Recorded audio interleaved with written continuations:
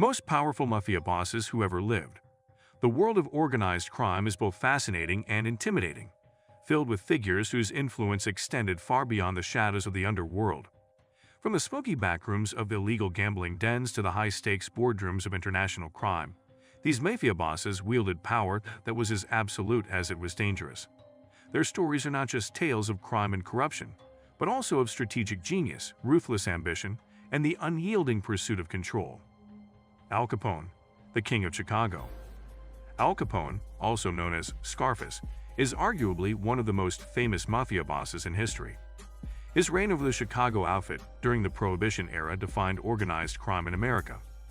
Born in Brooklyn, New York, Capone moved to Chicago in the early 1920s, where he quickly established himself as a formidable force in the city's underworld. Capone's control over bootlegging operations, combined with his ability to manipulate and intimidate both rivals and law enforcement, made him a legendary figure in organized crime. Capone's empire was built on a foundation of violence and strategic acumen. He was known for his brutal tactics, including orchestrating the infamous Street Valentine's Day Massacre in 1929, where 7 members of a rival gang were executed in cold blood. Despite his criminal activities, Capone was also a master at public relations, often portraying himself as a philanthropic figure who cared about the community. This duality helped him maintain a public image while consolidating his power behind the scenes. By the way, which mafia boss is known for his role in transforming the American Mafia into a more organized and efficient criminal enterprise? Al Capone, John Gotti, Lucky Luciano, Vito Genovese. Take a guess. The correct answer will be revealed shortly.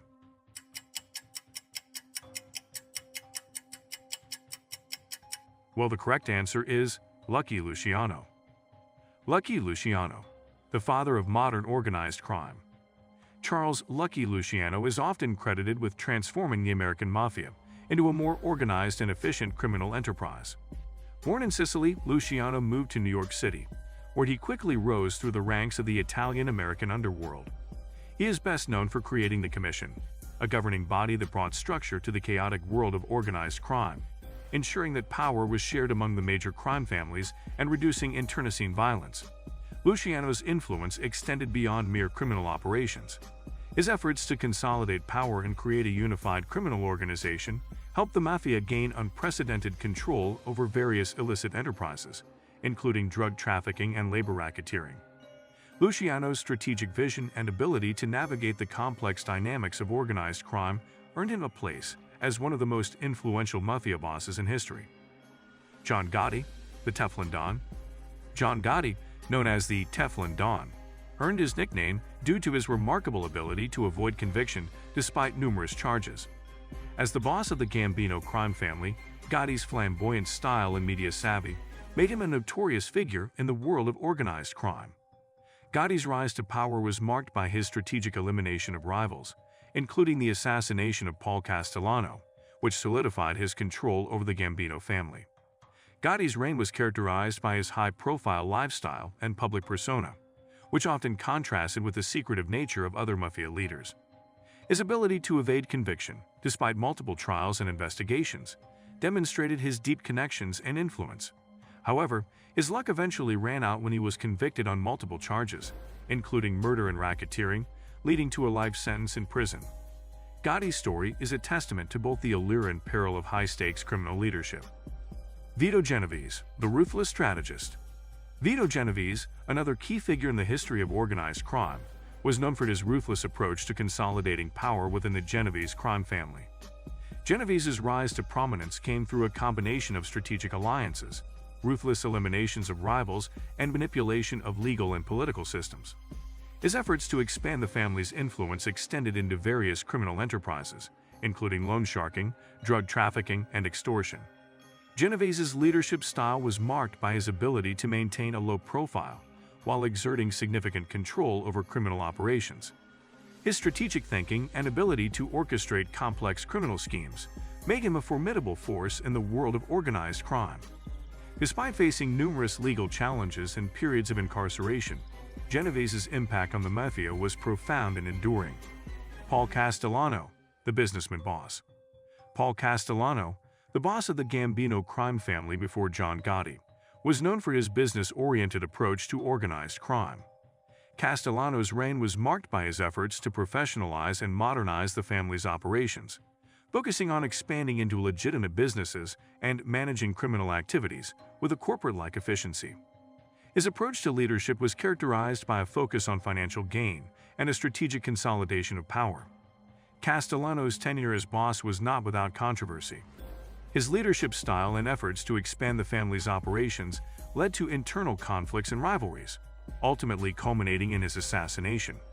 Despite his violent end, Castellano's impact on the organized crime landscape was significant, shaping the way mafia families operated and interacted with both legitimate and illicit enterprises. Frank Costello, the Prime Minister of the Underworld. Frank Costello, often referred to as the Prime Minister of the Underworld, was a key figure in the history of organized crime. His rise to power within the Luciano crime family, later known as the Genovese family, was characterized by his exceptional ability to navigate the complex world of both illegal and legitimate business. Costello's approach to organized crime was notable for its focus on influence and control rather than brute force. Costello's strategic mind allowed him to play a pivotal role in the development of the modern crime syndicate. He was known for his involvement in various legitimate businesses, including casinos and hotels, which served as fronts for his criminal activities. His ability to forge powerful alliances and maintain connections with influential figures in both the political and business worlds made him a highly respected and feared figure in organized crime.